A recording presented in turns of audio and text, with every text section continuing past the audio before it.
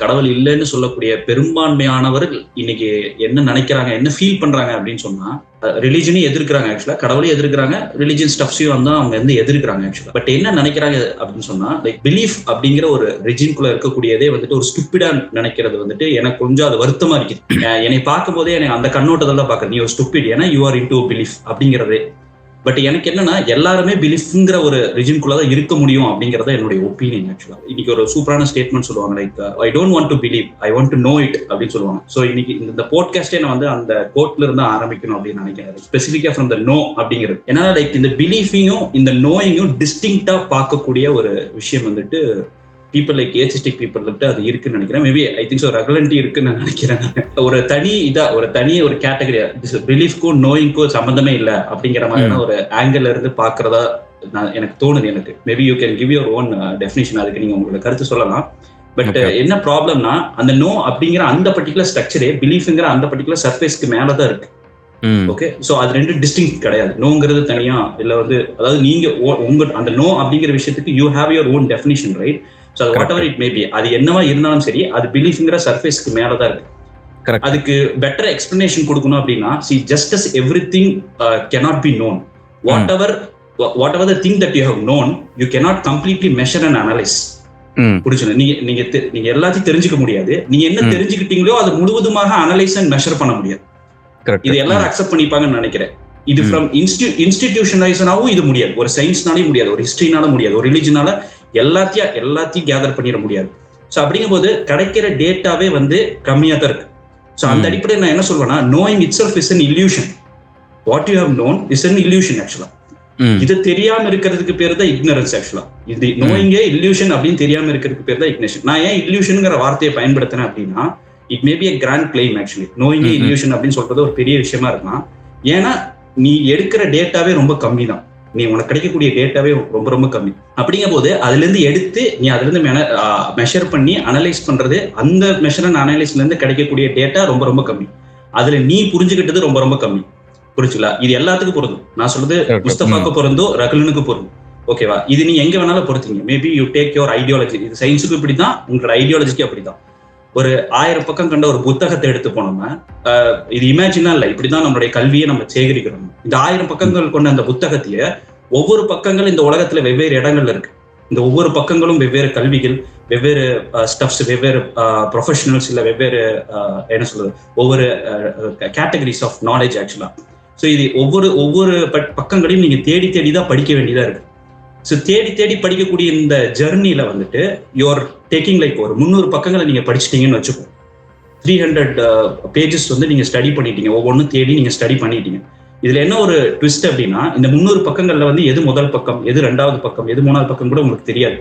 So that's how we are gaining. Like என்னுடைய வாழ்க்கையில நான் இருந்த ஜெர்னில, என்னுடைய எக்ஸ்பீரியன்ஸ்ல, என்னுடைய நேரத்துல எந்தெந்த புத்தகங்களை படிக்க முடியுமோ அந்தந்த புத்தகங்களை நான் அக்சஸ் பண்ணியிருக்கேன். எந்தெந்த டாக்குமெண்ட்ரிஸ்லாம் பார்க்க முடியுமோ அந்த டாக்குமெண்ட்ரிஸ் பார்த்திருக்கேன். எந்தெந்த ஆர்டிகல்ஸ் ரெஃபர் பண்ண முடியுமோ ரெஃபர் பண்ணியிருக்கேன். இன்டர்வியூஸ் பார்த்திருக்கேன். இதுக்குள்ளதான் பண்ண முடியும், என்னுடைய டைம், என்னுடைய நேரத்துக்குள்ளதான் பண்ண முடியும். ஸோ அதுல நான் 300 பக்கங்கள் நான் அக்சஸ் பண்ணிட்டேன். ரெகுலர் ஒரு 300 பக்கம் அக்சஸ் பண்ணிட்டேன். இந்த டேட்டா வச்சு மட்டும்தான் you can come to a conclusion. நான் வந்து இந்த பர்டிகுலர் ஸ்டஃப் வந்து கரெக்ட் நம்புறேன், உண்மை நம்புறேங்கிற அந்த விஷயத்துக்குள்ளாரே வர முடியும். புரிஞ்சுக்கலாம்? ஆனா இன்னும் still we have 700 pages. we have not even observed it. அதுல என்ன இருக்குன்னு கூட நமக்கு தெரியாது. பிகாஸ் அவ்வளவுதான் முடியும் ஒரு மனிதனால, அதுதான் லிமிட்டேஷன். ஸோ இதுக்குள் நமக்கு கிடைச்ச டேட்டாவே ரொம்ப கம்மியா இருக்கும்போது, அந்த டேட்டால இருந்து நீங்க வந்து ஒரு பர்டிகுலர் விஷயத்த கரெக்ட் 100% வித் சர்டைனிட்டியோட கடவுள் இல்லைன்னு சொல்றதுதான் உண்மை, இல்ல கடவுள் இருக்குன்னு சொல்றதா உண்மை அப்படிங்கறதே வந்துட்டு நீங்க நம்பிக்கையின் அடிப்படையில தான் சொல்ல முடியும் அப்படிங்கறத என்னுடைய opinion. Actually to understand, right? Like ஒரு பிக்சர் நான் போட்டேன்னு நினைக்கிறேன். Okay understand. ஓகேவா? நீ வந்து ஃபர்ஸ்ட் ஒரு பாயிண்ட் நீங்க சொன்னீங்க, இந்த மாதிரி வந்து கடவுள் இல்லாதவங்க வந்து, நம்பிக்கை இல்லாதவங்க வந்து இருக்கிறவங்கள வந்து ஒரு அறிவு கம்மியா இருக்கு அப்படின்ற மாதிரி அவங்க பேசுறாங்க அப்படின்னு சொல்லிட்டு நீங்க ஒரு குற்றச்சாட்டு வைக்கிறீங்க. அதை நானும் பார்த்திருக்கேன். அதை நான் அக்ரி பண்ண மாட்டேன். ஓகேவா? எனக்கு என்னன்னா, என்னை பொறுத்த வரைக்கும் அவங்க பொட்டன்ஷியலி யூஸ் பண்ணலன்னு தான் நான் சொல்லுவேனே தவிர அவங்க முட்டாளுன்ற கான்செப்ட் கிடையாது. ஸோ எனக்கு ஏன் வந்து அவங்க அந்த மாதிரி அவங்க சொல்றாங்க அப்படின்னு நீங்க கவனிச்சிங்கன்னா, இப்போ நம்ம சயின்ஸ் எடுத்துப்போமே, போட்டோசிந்தசிஸ் எப்படி ஒர்க் ஆகுது அப்படின்னு சொன்னா, நான் குளோரோஃபில் இருக்கு, சாப்பாடு இருக்கு, ஸ்டார்ச்சா கன்வெர்ட் ஆகுது அப்படின்னு சொல்லிட்டு ஒரு ப்ராசஸ் ஒன்று இருக்கு. ஸோ இந்த ப்ராசஸை நான் உங்கள்கிட்ட சொல்றப்ப வந்து ஒரு சயின்டிஃபிக்கா ஒரு அப்ரோச் இப்படிதான் நடக்குதுன்னு சொல்லிட்டு ப்ராக்டிக்கலா உங்களுக்கு எக்ஸ்பிளைன் பண்றேன். அதை நீங்க போய் ட்ரை பண்றீங்க, டெஸ்ட் பண்றீங்க, செக் பண்றீங்க, வெரிஃபை பண்றீங்க. இது இப்படி ஒரு ப்ராசஸ். இதுக்கப்புறம் தான் அந்த நாலேஜ் வந்து உங்களுக்கு உள்ளார நீங்க போகுது. பட் இந்த பிலீஃப் சிஸ்டம்குள்ள இருக்கிறவங்க என்ன பண்றாங்க அப்படின்னா they don't have the option to change themselves. அதுல வந்து they are very rigid. எல்லா பிலீஃப் சிஸ்டமும் நான் சொல்றேன். ஸோ அந்த ரிஜிட்டா இருந்துகிட்டு அவங்க இந்த மாதிரி ஒரு ஆர்குமெண்ட்டுக்கு வரப்ப வந்து இந்த சைட்ல இருக்கிறவங்களுக்கு வந்து இப்ப நீங்க வந்து என்கிட்ட நீங்க ஒரு விஷயம் சொல்றீங்க, அது வந்து குரான்ல இருக்கிறதா இருக்கட்டும், பைபிள்ல இருக்கிறதா இருக்கட்டும், பகவத்கீதையில இருக்கட்டும், நல்ல விஷயம்னா we enjoy it. It's knowledge, it's good. We enjoy it. That's pretty much ஏத்திஸ்டோ இல்லையோ ஒரு விஷயம் நல்லா இருக்கு, கேட்கறதுக்கு நல்லா இருக்கு, அது வந்து ஒரு லைஃபுக்கு யூஸ்ஃபுல்லா இருக்கும் அப்படின்னா it is a useful thing. அதுல வந்து நாங்க வந்து அதை வெறுக்கிறதுக்கு அதுல ஒரு ரீசனுமே கிடையாது. ஸோ இது வந்து ஒரு ஏத்திஸ்டோட மனப்பக்குவம் இது. அதே நீங்க ஒரு ரிலீஜியஸா இருக்கிறவங்கள்ட்ட போயிட்டு இப்ப நீங்க ஒரு முஸ்லீம் கிட்ட போயிட்டு ஒரு ஹிந்து ஸ்கிரிப்சரை சொல்லி இது எவ்வளவு சூப்பரா இருக்குன்னு சொன்னா they cannot even take it. அதே ஒரு கிறிஸ்டியன் கிட்ட சொன்னீங்கன்னா they cannot even take it. So அந்த இடத்துல தான் வந்து அவங்க வந்து உங்களுக்கு இந்த மாதிரி நீங்க அவ்வளவு புட்சால்தனம் யூஸ் பண்ண மாட்டீங்க அப்படின்ற அந்த கோவம் வெளிப்பாடெல்லாம் வெளியில வரதுக்கான ஒரு ரீசன் இருக்கு. ரொம்ப ஸ்டபர்னா ஒரு விஷயத்த புடிச்சுக்கிட்டு அதுக்கு மேல வந்து அவங்க எதுக்கு அந்த ஆர்குமெண்ட்டுக்கு வரணும் when they not going to accept any other view. Like Muslim people இப்படி வரமாட்டாங்க அப்படிங்கிற மாதிரி சொல்லியிருந்தீங்க நீங்க.